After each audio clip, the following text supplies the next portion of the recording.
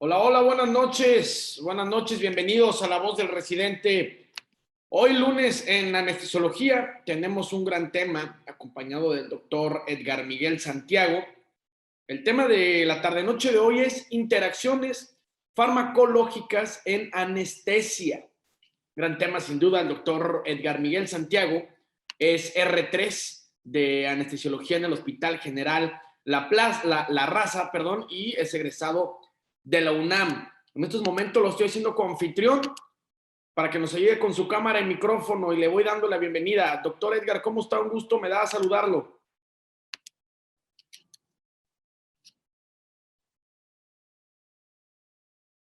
¿Está por ahí, doctor? Bueno, en estos momentos... Sí, listo, ya aquí, ya creo que ya me puede conectar bien. Perfecto, perfecto. Y ya creo que ya estoy con ustedes. Listo, ya lo podemos ver. Muchas gracias por conectarse, doctor. En estos momentos ya nos acabamos de enlazar al Facebook, a la página Yo Soy Médico 17, a quien agradezco el espacio, agradezco el canal, la oportunidad de poder llegar a más personas. Los saludo con muchísimo gusto a nuestros amigos del Facebook de Yo Soy Médico 17. Les recuerdo el tema, interacciones farmacológicas en anestesia, acompañado del doctor Edgar Miguel Santiago, egresado de la UNAM, R3 de anestesiología en el Hospital General La Raza. Dando las 8 en punto, horario del Centro de México, arrancamos, doctor. Arrancamos. ¿Tiene la presentación que nos pueda compartir? Así es, espero que ya se pueda observar bien. Sí, perfecto. Muy bien. Bueno, mucho gusto, mi nombre es Edgar, estoy haciendo el tercer año de la residencia aquí en el Hospital General Dr. Gaudencio González Garza, del Centro Médico Nacional La Raza, y ahorita lo que vamos a observar es un tema de mucha relevancia en cuestión justamente a manejo anestésico y seguridad en el paciente con respecto a la anestesia. Bueno, de lo que vamos a observar, o lo que vamos a abordar justamente en esta charla de 30 minutos, vamos a ver la relevancia como tal de las interacciones farmacológicas en anestesia, los tipos de interacciones farmacológicas, obviamente la polifarmacia, debido a que como nosotros como anestesiólogos justamente ocupamos una gran cantidad de fármacos, y esto al final de cuentas va a contribuir a que nuestro paciente tenga un adecuado manejo anestésico o inclusive que pueda justamente tener alguna complicación con respecto al manejo, que muchas de las veces, pues bueno, esto puede generar efectos deleterios en el mismo. Las interacciones como tal, que vamos a abundar en mayor detalle, podemos encontrar interacciones farmacéuticas, farmacocinéticas, farmacodinámicas y finalmente las interacciones termodinámicas. Ok, bueno, entonces con respecto a las interacciones en anestesia, vamos a observar que esto me va a conllevar una gran cantidad de efectos que pueden generar beneficios o pueden generar mayor cantidad de efectos adversos. Esto a su vez puede generar también mayor estancia hospitalaria y una mayor morbimortalidad. La finalidad de conocer este tipo de interacciones sobre todo es para poner en seguridad que el plan anestésico que nosotros vayamos a desarrollar justamente durante el abordaje de cualquier tipo de cirugía, tengamos en mente que existen, que son potencialmente prevenibles en su gran mayoría, y obviamente pues esto nosotros tenemos que tener conocimientos básicos de farmacología básica y clínica, que al final de cuentas como tal en la anestesia lo que ocupamos es prácticamente el 100% de estas dos ramas y disciplinas como ciencias básicas. En cuanto a las interacciones farmacológicas que vamos a observar, vamos a obtener que las farmacéuticas, comenzaremos justamente hablando de ellas, ya que muchas de las veces en nuestros centros de trabajo lo que tenemos es una gran cantidad de medicamentos por administración intravenosa. Esto tiene que tener en mente, o nosotros tenemos que tener en mente, de que la administración de diferentes fármacos por vía intravenosa muchas de las veces no pueden ser compatibles entre sí, o inclusive nosotros nos hemos dado cuenta que a la hora de mezclar algunos tipos de fármacos que no debería ser lo correcto, pueden inclusive precipitarse. Y nosotros al administrar ese tipo de medicamentos a los pacientes, pues obviamente también comprometemos la seguridad del procedimiento anestésico y la seguridad como tal, pues del paciente. Ok, entonces entrando ahora sí en tema, lo que vamos a observar como tal, primero tenemos que definir el concepto de polifarmacia. ¿Esto con qué finalidad? Debido a que nosotros como anestesiólogos muchas de las veces no ocupamos uno, ni dos, ni tres fármacos solamente. Aparte, obviamente, de los fármacos que ya administraron a nuestro paciente durante el periodo preoperatorio, esto me va a generar indudablemente una polifarmacia. Normalmente esto de la polifarmacia se va más con relación justamente a los pacientes geriátricos que ocupan medicamentos para la presión, para la diabetes, para el dolor. Al final de cuentas, en un proceso quirúrgico, lo que nosotros hacemos es, junto con esos fármacos que quizá mi paciente ya trae de base, y más teniendo en cuenta que aquí en México tenemos una gran cantidad de prevalencia de diabetes y hipertensión, en un centro hospitalario como en el cual estamos, nuestros pacientes, pues prácticamente la mayoría de las veces son pacientes complicados en el sentido del manejo anestésico, es un reto debido a las múltiples comorbilidades que ya traen per se, y pues obviamente esto exige justamente que nosotros conozcamos todos los diferentes tipos de interacciones, obviamente de más frecuentes, que se pueden presentar en nuestro medio. Como tal, el concepto de polifarmacia vamos a ver que es la administración conjunta de 5 o más medicamentos, de acuerdo justamente, bueno, a un estudio que se hizo en el 2017 por el doctor Shakib, en el cual pues justamente mencionaba que cuál era el concepto de polifarmacia.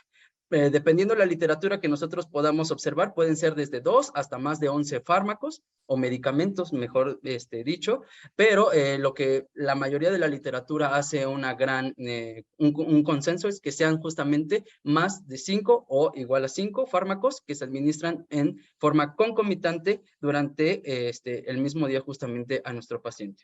Ahora, tan solo para el simple hecho de iniciar una anestesia, nosotros disponemos al principio o en una primera instancia, de ocupar 3 fármacos justamente para producir una hipnosis, una analgesia y un bloqueo neuromuscular.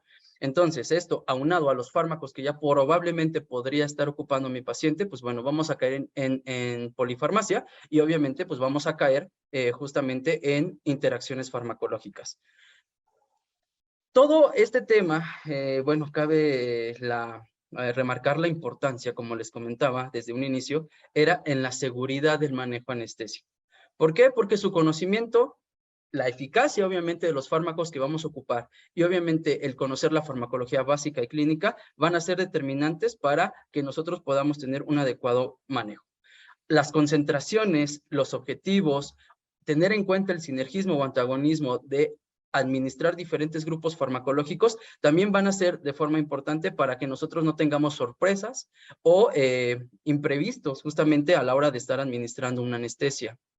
De esto se desprende justamente la importancia de conocer este tipo de interacciones y más desde el R1, el R2, inclusive siendo especialistas ya egresados, inclusive hay algunas ocasiones que debido a la gran variedad de interacciones farmacológicas y cada vez con el avance de descubrimientos de nuevas isoformas de citocromos, de nuevos receptores, de nuevas propiedades farmacocinéticas de los fármacos como tal, que una vez ya que han pasado su fase clínica y su fase su fase preclínica y su fase clínica, pues obviamente queda la farmacovigilancia, que al final de cuentas pues es la etapa 4 en la cual todos los fármacos prácticamente una vez que salen al mercado pues se tiene que estar vigilando y monitorizando justamente la generación o cuando están apareciendo justamente algunos efectos adversos que pongan en peligro justamente la seguridad de nuestro paciente.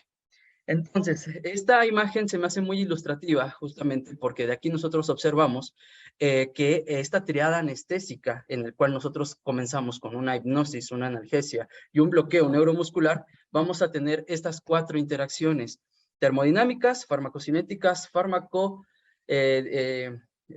y farmacéuticas. Vamos a ir desglosando cada una de ellas y me voy a detener justamente a explicar el punto que para mí se me haría crucial o importante justamente en esa situación. Vamos a comenzar con las interacciones farmacéuticas, en la cual como definición vamos a encontrar que es la definición o la modificación, perdón, de una estructura físico-química de un fármaco por acción de otro, cuando obviamente estos se van a mezclar dentro de una solución, dentro de una misma vía, etcétera. ¿Sale? Muchas de las veces esto lo que me puede generar es incompatibilidad físico-química, me puede generar también muchas de las veces que cuando nosotros lo estamos administrando podamos ocasionar irritación a los vasos sanguíneos o al vaso venoso, en este caso del paciente. Y un ejemplo muy clásico que se da mucho en la anestesia es justamente el combinar primero o administrar lidocaína y posteriormente administrar propofol. Pero ¿qué pasaría si nosotros administramos propofol y lidocaína justamente dentro de un mismo vial, dentro de una misma jeringa? Muchas de las veces esto ha sido cuestión de debate, ya que, como nosotros sabemos, justamente el propofol puede ser muy irritante a la hora de administrarlo, inclusive ocasionándole muchísimo dolor a nuestro paciente. Esto depende también del umbral, pero una forma en la cual se disminuye justamente esta molestia es aplicar primero lidocaína y posteriormente propofol. Bueno, normalmente esto obviamente desde una cuestión in vitro, no in vivo, la adición de lidocaína al propofol incrementa el diámetro de algunas vesículas oleosas. Esto puede generar, obviamente, que exista un riesgo de potencia o un riesgo potencial de presentar una embolia. ¿Esto con qué finalidad lo menciono o lo digo? Simplemente con el hecho de tener una seguridad a la hora de administrar fármacos. Nosotros cuando administramos determinado tipo de medicamentos, nosotros tenemos que pensar siempre en tres cuestiones fundamentales, en la cual es la eficacia, la seguridad y obviamente el costo que nosotros vamos a, o que más, en este caso, pues el paciente puede estar costeando a la hora de administrar los fármacos. Gracias al seguro social o a aquellos que tengan seguro, pues bueno, esto no es quizá un impedimento, pero indudablemente la eficacia y la seguridad siempre deben de ir de la mano a la hora de administrar cualquier tipo de fármaco por cualquier vía de administración. Entonces, teniendo en cuenta esto, que se puede llegar a presentar in vitro, también puede ocasionarse justamente que si nosotros hacemos el experimento dentro de una misma jeringa, combinar propo con lido, pues podemos observar justamente cómo esta consistencia del propofol, que es oleoso, pues puede verse modificado y esto puede generarme complicaciones en el paciente. No es que sea contraindicación totalmente, sino que simplemente hay que respetar tiempos de administración y obviamente lavar la vía por donde vamos a administrar de forma concomitante estos fármacos. O sea, hace que no se administren de forma o que no se administren de forma concomitante, sino que se deje pasar cierto tiempo, que exista al menos un lavado previo antes de pasar el segundo fármaco para que de esta forma no existan incompatibilidades físico-químicas. De esa es la forma en la cual es la más fácil de forma de prevención para evitar justamente que no aparezcan este tipo de interacciones farmacéuticas. Otro ejemplo es el propofol cuando se administra conjuntamente con cisatracurio. Son incompatibles desde el punto de vista físico-químico, el etomidato con el becuronio o la dexametasona con el midazolam. Son ejemplos de fármacos que nosotros ocupamos todos los días y que si en alguna ocasión nosotros vemos o nosotros administramos de forma conjunta, vamos a observar este proceso de precipitación del fármaco como tal y esto pues obviamente me va a generar si no bien ya no un efecto farmacológico adecuado, me va a ocasionar, pues obviamente, problemas para mi paciente y para mi manejo anestésico. Otro ejemplo de cuestión físico-química, tenemos como ya les había mencionado, al etomidato con el becuronio, y que pues prácticamente la gran mayoría de los fármacos se pueden mezclar entre sí, pero obviamente con esta salvedad. Muchas de las veces la administración, el almacenamiento a cierta temperatura, el que se quede expuesto a aire ambiente, me puede ocasionar también problemas justamente a la hora de mezclar los fármacos. Un ejemplo muy frecuente y de hecho, que ya posteriormente se ha visto, es que el combinar en una misma jeringa que ocupamos ondansetron y ocupamos también un opioide, puede generar, un opioide como el caso del fentanil, puede haber precipitación como tal. O inclusive en algunas técnicas anestésicas de bloqueo neuraxial, a la hora de combinar el fentanil con la bupivacaína puede existir precipitación siempre y cuando el fentanil ya haya sido expuesto a aire ambiente. Y esto obviamente se debe por oxidación como tal de la molécula en la tensión superficial, obviamente de la ampolleta del fentanil, cuando no se carga completamente dentro de una jeringa y se queda a aire expuesto, esto puede justamente llegar a ocurrir. Estas situaciones que aparentemente pudieran parecer banales, pues como les comento, generan costos porque obviamente nosotros ya no podríamos utilizar esa ampolleta, ese fentanil, ese ondansetron, esa bupivacaína para la administración del paciente y esto ocasiona obviamente pues que se inutilice un fármaco que probablemente pudiese ocuparse para otro paciente. Ok, bueno, eso con respecto a las interacciones farmacéuticas. Con respecto a las interacciones farmacocinéticas, lo que vamos a tener es de que estas se pueden dar en cualquier punto justamente del proceso ABDE, que En otras palabras, es el proceso de absorción, distribución, biotransformación y excreción. Esto es lo que muchas de las veces es lo que más nos enseñan en los ciclos de enseñanza de anestesiología, debido a las interacciones potenciales a nivel de citocromos, a nivel de transportadores, a nivel de excreciones o de metabolitos, que al final de cuentas esto interviene con el comportamiento del fármaco a través del organismo, y obviamente que el proceso de metabolismo aquí tiene una parte muy importante debido a los inductores y los inhibidores enzimáticos. En esta imagen, lo que quiero representarles es justamente cómo ni la absorción, ni la distribución, ni la biotransformación, ni la excreción son componentes farmacocinéticos separados. O sea, ¿qué quiero decir? Que primero es la absorción, después la distribución, después la biotransformación, y al final la excreción. No, todo va ligado, todo al final de cuentas es un conjunto en el cual puede haber, en el mismo momento que exista la distribución, ya se está biotransformando el fármaco. Ejemplo muy clásico es justamente el caso del remifentanil, que en cuanto ingresa al torrente sanguíneo, debido a la biotransformación tan intensa que tenemos nosotros por medio de esterasas plasmáticas, ni tan siquiera da pie para que se pueda distribuir más que en el compartimento intravascular y en aquellos lugares justamente donde nos interesa, que es a nivel de los receptores opioides que se encuentran en la sustancia gris, por ejemplo, de la médula espinal, o aquellos sitios donde me van a producir el efecto farmacológico como tal del remifentanil. Pero en el mismo momento en el cual yo lo estoy administrando, se está distribuyendo, se está biotransformando y también se está excretando.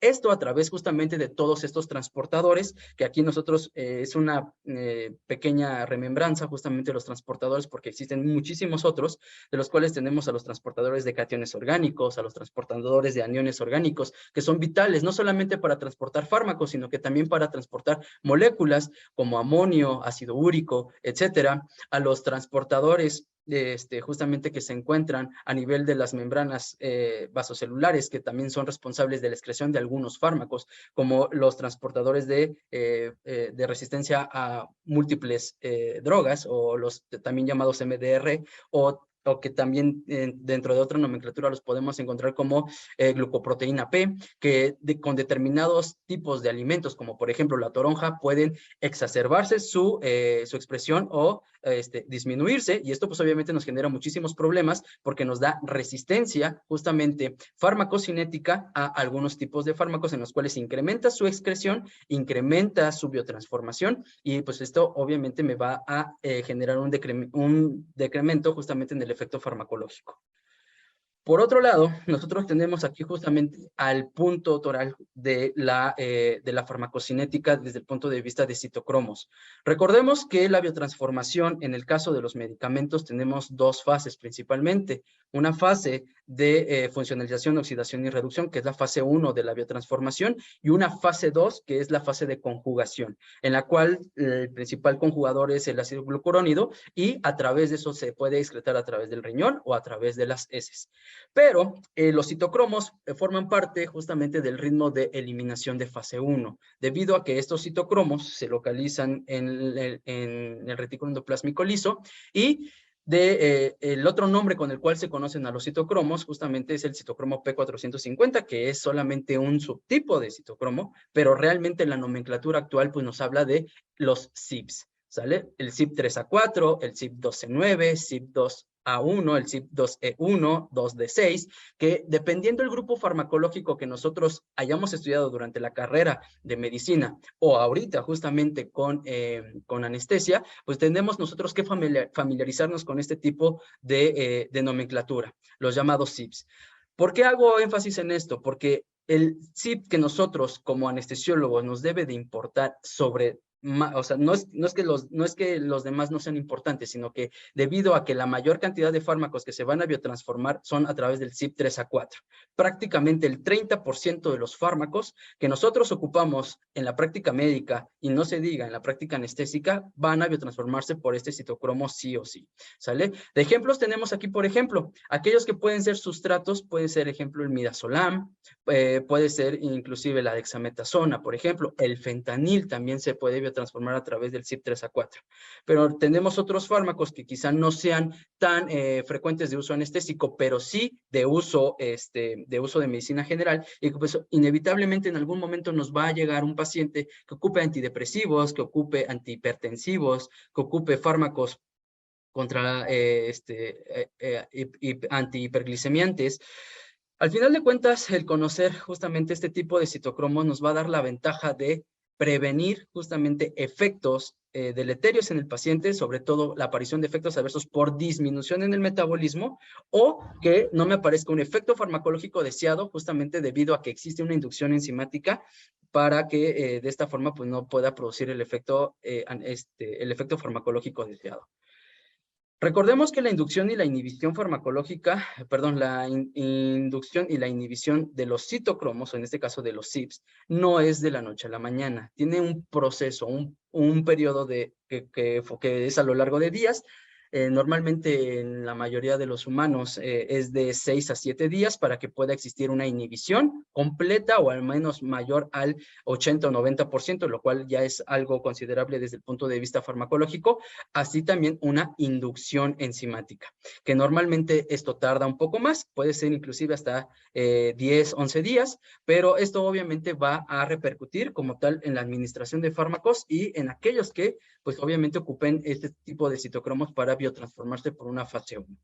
En esta imagen lo que les quiero representar es justamente cómo un hepatocito normal sin inducción enzimática y nosotros los fármacos que ocupemos pueden ser potenciales substratos o pueden ser potenciales inhibidores o inductores, pero realmente desde el punto de vista anestésico esto no tiene tanta importancia clínica, tan simple y tan sencillo por la razón de que solamente se administran durante menos de 24 horas en algunas ocasiones, o a menos que ya sea una cirugía larga, como por ejemplo neurocirugía o una cirugía cardiotorácica, que pues ya estamos hablando de 12, 14 horas, realmente el efecto que vamos a tener nosotros no va a ser lo suficientemente potente tanto para inhibirme como para inducirme citocromos.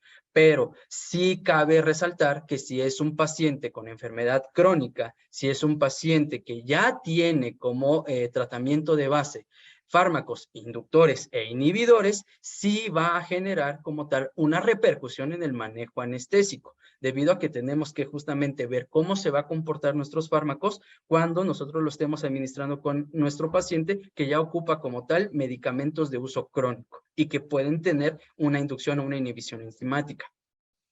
Y finalmente, desde el punto de vista cinético, los transportadores de la superfamilia SLC9, los cuales pues, van a estar justamente relacionados con la excreción principalmente de fármacos a nivel intestinal, a nivel hepatobiliar y a nivel del riñón. Y estos pues obviamente van a depender de un consumo de energía y a través del cual van a comenzar a excretarse fármacos, que era lo que yo les mencionaba, junto con la glucoproteína P, que en algunas ocasiones puede verse influenciada por algunos tipos de alimentos de consumo ordinario o de consumo diario, y esto pues obviamente me genera interacciones farmacológicas. Con respecto a las interacciones farmacodinámicas, las podemos englobar en 3 grandes grupos, de las cuales vamos a hablar sobre las sinérgicas, las sumatorias y las antagónicas. En las sinérgicas, prácticamente en cuestiones de anestesia, es lo que nosotros buscamos a la hora de ocupar los diferentes fármacos. Tener un efecto sinérgico, tanto en la analgesia, tanto en la inducción anestésica como tal, para que mi paciente tenga el menor disconfort posible a la hora de realizar procedimientos, ya sea un bloqueo neuroaxial o ya sea una orointubación.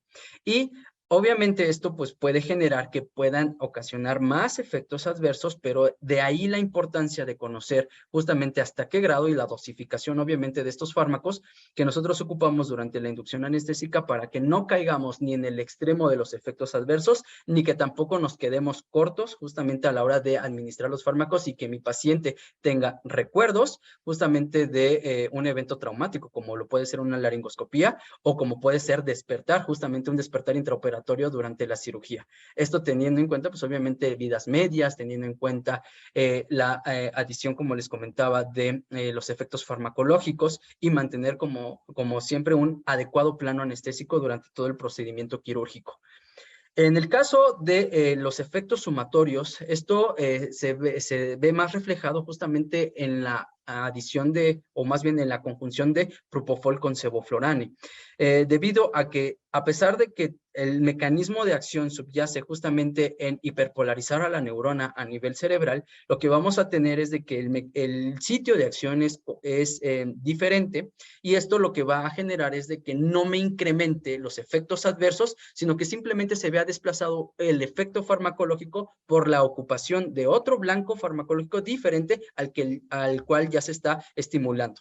Nosotros, para hacer la inducción anestésica, por ejemplo, ocupamos propofol, y posteriormente, después de la orointubación, ya abrimos al vial de halogenado, en el cual el propofol va disminuyendo en cuanto a concentraciones, pero va incrementándose la concentración del halogenado cuando ocupamos una anestesia general balanceada, por ejemplo. No se ve repercutido, no se ve en la mayoría de los pacientes, obviamente, que tengan una estabilidad hemodinámica. No va a haber tanta repercusión justamente en ocupar propofol o sevoflurane, pero bueno, eso no es el motivo ahorita de la charla, sino que simplemente es un ejemplo de una interacción farmacodinámica sumatoria. Y finalmente tenemos una interacción farmacodinámica de tipo antagónico, en el cual pues principalmente va a ser a la competencia dinámica por el mismo blanco farmacológico cuando nosotros aplicamos un grupo farmacológico que pertenece justamente o que va a actuar sobre el mismo mecanismo de acción. El ejemplo más clásico es cuando nosotros hacemos una combinación de AINES y comenzamos a administrar dentro del mismo grupo farmacológico 3, 4 o más analgésicos, y lo único que vamos a hacer es potenciar como tal los efectos adversos sin tener una mejoría en el efecto analgésico. Entonces, pues esto obviamente no se desea en ningún manejo anestésico, y pues es importante justamente mencionarlo porque pues para evitar que se llegue a emplear este tipo de técnicas, a menos obviamente que esté documentado y que obviamente exista evidencia en el cual el combinar 2 o más AINES puedan ser benéficos para nuestro paciente en el control justamente del dolor.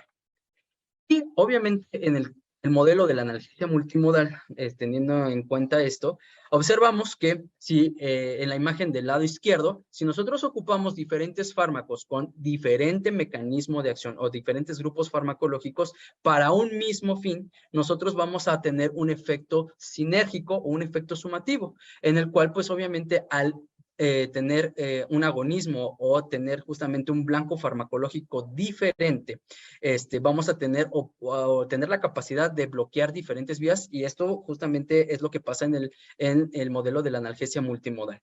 Nosotros podemos bloquear canales de sodio, podemos ser agonistas de receptores opioides, podemos disminuir la liberación de la sopa álgica, por ejemplo, por medio del uso de AINES, por ejemplo, y con esto vamos a contribuir a una adecuada analgesia durante el periodo intra y postoperatorio de mi paciente. Pero si nosotros ocupamos solamente un grupo farmacológico y tiene el mismo blanco farmacológico, lo único que vamos a generar es un efecto de competencia por el mismo blanco farmacológico. Y esto pues obviamente puede disminuir la eficacia o hacer más difícil justamente el control del dolor. Y finalmente llegamos a las interacciones termodinámicas, dentro de las cuales pues vamos a hablar justamente de los procesos de afinidad y actividad intrínseca, dentro del cual pues es importante primero tener en cuenta que la afinidad va a ser la fuerza por la cual un fármaco se va a unir a su receptor, y esto no necesariamente me puede generar un efecto farmacológico como tal, porque recordemos que dependiendo si es un agonista o un antagonista, justamente va a ser la magnitud del efecto o no vamos a tener ningún efecto dependiendo del grupo farmacológico que nosotros administremos. Y finalmente una actividad intrínseca, pues esto principalmente va más unido o más en relación justamente con los agonistas, en el cual va a ser el grado en el cual el fármaco va a activar sus receptores. Y cuando activa los receptores, podemos nosotros observar más fácilmente una respuesta farmacológica, como por ejemplo, si nosotros tenemos un bloqueador neuromuscular que va a hacer acción justamente sobre su receptor, que en este caso el receptor nicotínico, lo que vamos a observar no va a ser una contracción muscular si nosotros ocupamos los bloqueadores no despolarizantes.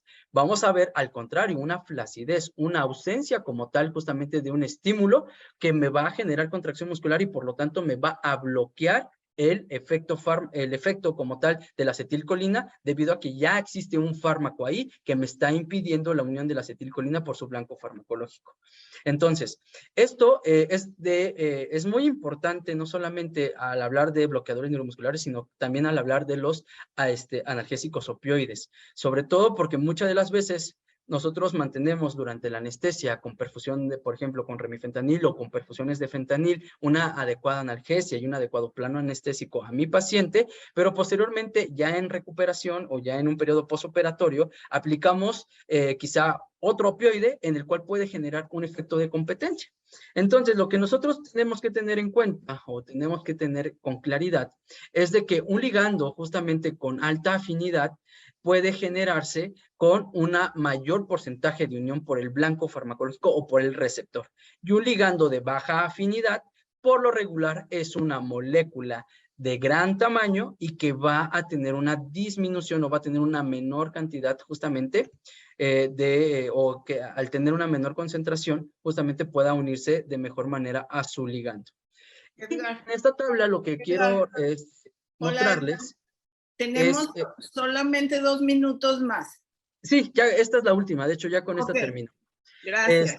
Con esta tabla termino para justamente hablar de esto de las interacciones termodinámicas, debido a que aquí pues entra mucho en consideración los coeficientes de afinidad en el caso, por ejemplo, de los analgésicos opioides.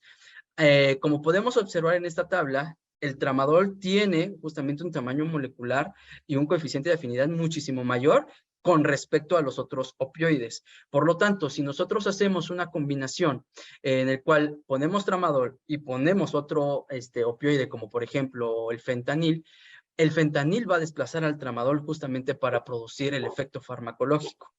Esto aparentemente pues podría ser beneficioso, pero ¿cuál sería el problema? Pues obviamente la potencia que tiene el fentanil no se equipara obviamente con la potencia del tramadol, ¿sale? Entonces esto es muy importante desde el punto de vista de las interacciones y sobre todo de los efectos farmacológicos que nosotros podríamos observar si no tenemos el conocimiento de esto que es algo básico justamente para poder nosotros predecir los efectos farmacológicos en un paciente con dolor, por ejemplo, un dolor posoperatorio, que podemos administrarle tramadol o podemos aplicarle buprenorfina y que venga justamente con un efecto residual de los medicamentos que nosotros ocupamos durante una anestesia general, por ejemplo, como el fentanil o remifentanil, por ejemplo. Bueno, con esto termino. Espero que les haya servido, que les haya sido de utilidad justamente esta charla y pues muchísimas gracias. Muy bien, Edgar. Fíjate que un tema muy, muy interesante, muy bien presentado, muy bien expuesto, muy bien tu voz y tu dicción clara. Entonces, tienes 9.5. Muchas gracias. Porque el otro 0.5 es lo que tienes que luchar para conseguir. Aprendí mucho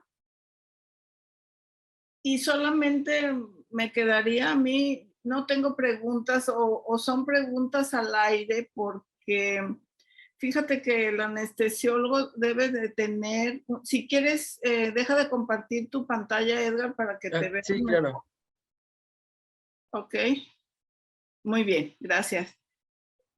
El anestesiólogo debe ser muy cuerdo para entender todo esto y para tenerlo siempre en mente, porque nuestra población ya está girando de ser una población de jóvenes a ser una población de más adultos y con muchos viejos. Estamos ya consumiendo el oxígeno de todo el mundo. Entonces,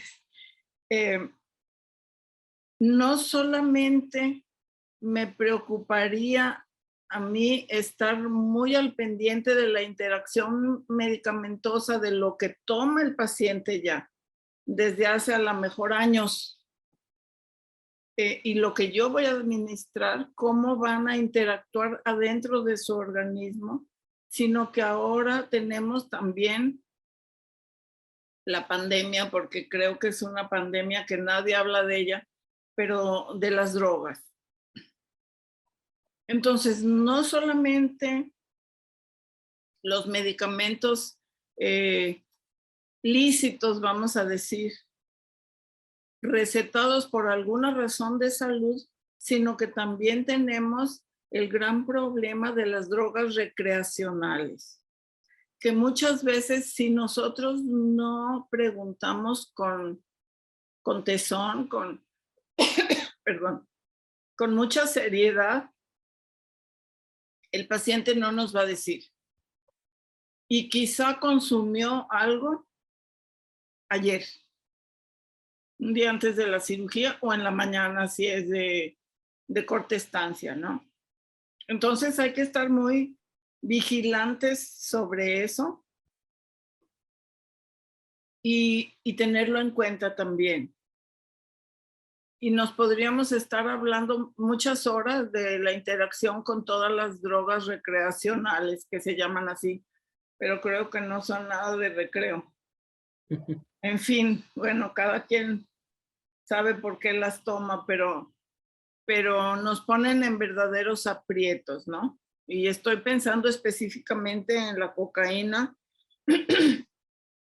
Perdón, voy a tomar agua. O en las mismas presentaciones nuevas de las anfetaminas, ¿no?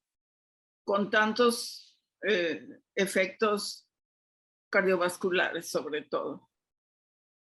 Sí, así es, y justamente el reto de ese tipo de sustancias ilegales, sobre todo cuando nos enfrentamos, y muchas de las veces los pacientes lo niegan, es cuando tienen un comportamiento durante la cirugía muy errático, se hipotensan, se taquicardizan, y si uno no tiene, bueno, los recursos para hacer un neuromonitoreo o para estar justamente observando cuáles son la cantidad de fármacos que estamos perfundiendo o que estamos haciendo algún otro tipo de técnica anestésica para evitar justamente que exista un despertar intraoperatorio, que pues sería justamente el punto culminante de no poder evitar y no prever justamente eso, lo traumático que puede ser para el paciente, pues obviamente pues eso es inaceptable, ¿no? Tener en cuenta toda esta tipo de gama de interacciones, al final de cuentas, como lo mencioné, va a dar seguridad al paciente y obviamente pues tranquilidad para que pueda llevarse a cabo el proceso quirúrgico sin ningún problema, que muchas de las veces, pues, lamentablemente no se logra por múltiples situaciones, equipo, fármacos de mala calidad, o que existan justamente este tipo de antecedentes de consumo de drogas que hacen más resistentes justamente a la hora de ocupar los medicamentos que nosotros normalmente ocupamos todos los días, y pues obviamente el efecto errático, ¿no?, que en ellos van a tener. Por eso hay que insistir en preguntarle al paciente que no va a haber ninguna repercusión legal, ni mucho menos, pero que por su propio bien necesitamos saber qué consume y cuándo fue la última vez.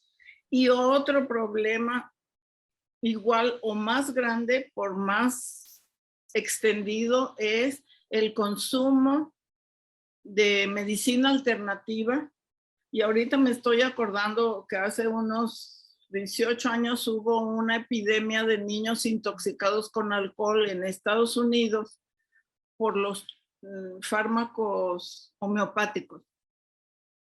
Entonces, como eso, alcohol ahora parece que muchos ya no usan alcohol, pero antes era muy usual que todas las pildoritas chochitos tenían alcohol. Para que se conservaran las sustancias, me imagino. Entonces, y el sinnúmero de hierbas o de compuestos que vienen de la herbolaria y que se consumen también sin control y que también pueden tener efectos sobre todo sobre la coagulación, estoy pensando, y en algunos otros ámbitos. Entonces, todo eso nos compete a nosotros estar atentos y estar al pendiente y preguntar, porque el paciente a lo mejor no nos quiere decir por temor o porque simplemente no lo considera Importante. o importante, exactamente. Entonces, pues otra vez una felicitación. No hay preguntas. Yo creo que no sé qué les damos a todos que se duermen y no quieren preguntar. Y es el momento de preguntar. Te quiero pedir que le mandes los cuadritos de interacciones a Tony, por favor. Ahorita Claro que sí. se ponen de acuerdo, muchas gracias, para que pudieran estar en el Facebook o no sé dónde sería Sí, bueno. de hecho, ese cuadro es de un maestro colombiano que justamente, de hecho, así titula su artículo, el obscurantismo de las interacciones farmacológicas, y se me hizo muy interesante porque lo aborda justamente desde un punto de vista farmacéutico, que muchas de las veces uno no está tan familiarizado. Sí. Y entonces, uno a veces por economía o por el sitio en el cual se encuentra, ocupa una misma jeringa para administrar diversos fármacos. Y entonces, como les comentaba desde el inicio de la charla, más que no hacerlo, hay que saber cómo hacerlo. Exacto. Porque hay que lavar cada vez que administramos un fármaco, hay que lavar esa jeringa, hay que lavar justamente la venoclisis, cuando nosotros lo administramos, y de esa forma lo que nosotros hacemos es justamente dar seguridad a nuestro procedimiento anestésico. Claro. Vi que pusiste la referencia del artículo abajo de la filmina y está muy bien, pero se me ocurre que los compañeros podrían beneficiarse de tener ese cuadrito. Entonces, por mi parte es todo. Muy bueno y el tema extraordinariamente bueno. Gracias, doctora Bernardet, por sus palabras, por la mentoría. Tenemos felicitaciones en el Facebook por parte de Nuria Martínez, Alejandra Alejo y Cintis Galván, que a modo de reacción están ahí con nosotros reaccionando al Facebook, ¿no? Es la manera en la que se puede hacer presente la gente que nos ve, nuestros amigos residentes, los diferentes doctores, que nos ven a través de esta plataforma de Facebook, a través de la página Yo Soy Médico 17. También le mandamos saludos a la gente aquí del Zoom. Pone Wilson Franco, pone saludos, excelente presentación. Una pregunta, ¿qué les parece la combinación para el dolor de metamizol con tramadol? Primero tendríamos que ver qué tipo de dolor es, porque justamente las indicaciones que tienen este tipo de fármacos, volvemos a lo que les explicaba en su momento, la analgesia multimodal, la finalidad es justamente que nosotros abarquemos diferentes frentes en cuanto al control del dolor y que de esta forma nosotros podamos disminuir la liberación como tal de la sopa, lo que denominan la sopa álgica.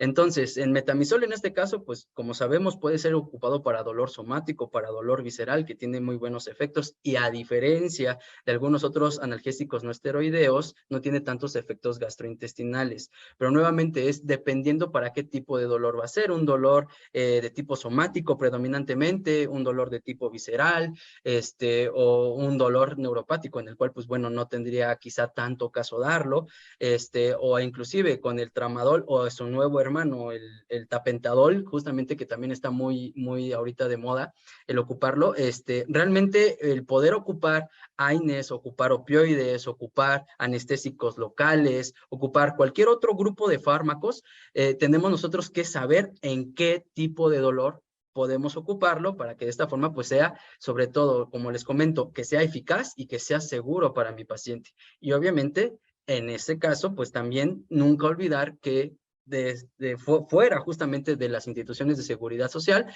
el costo, ¿sale? Que son las tres cuestiones o los tres pilares fundamentales, como les comentaba, para administrar cualquier tipo de medicamento a mi paciente.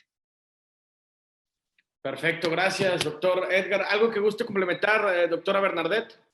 No, pues yo me imagino que el doctor estaba preguntando, que despertó, fíjate qué bueno, el doctor Wilson, me imagino que estaba preguntando en el dolor posoperatorio, pero es mi imaginación. Y entonces, pues sí se podía utilizar. Sí. Ok, perfecto, perfecto. Pues muchas gracias. Hasta ahorita fueron las interacciones y las reacciones que tuvimos a través del Zoom y a través del Facebook. Le agradecemos a todos el favor de su atención. Nos despedimos, doctora Bernardet. Muchísimas gracias por acompañarnos, por mentorearnos. Y doctor Edgar, muchas gracias también por la presentación. Se ve que le dedicaste tiempo. Y gracias para la gente que te vio y que ojalá se sienta inspirada y también se animen el próximo lunes a exponer un tema que les guste. Muy bien, pues muchísimas gracias por la oportunidad y pues de verdad espero que haya quedado claro un poquito de todo esto que realmente pues es lo que hacemos todos los días prácticamente cuando damos una anestesia. Entonces, pues les agradezco mucho y que tengan pues muy bonita noche. Abrazo, ¿Me saludos. permites, Edgar, una pregunta chusca? Dígame, ¿De dónde eres? de la Ciudad de México. Fíjate que ya les pegamos entonces la costumbre de decir ocupar, porque eso es muy tapatío. Ocupo esto. Muy bien. Me fijé que lo usas, por eso te pregunté en son de vacilada, porque Sí, pensé que eras por estos rumbos, pero ya se los pegamos, me parece muy bien. muy bien. Muchas gracias a todos y buenas noches. Abrazos, Buenas noches. saludos. Bye. Hasta luego.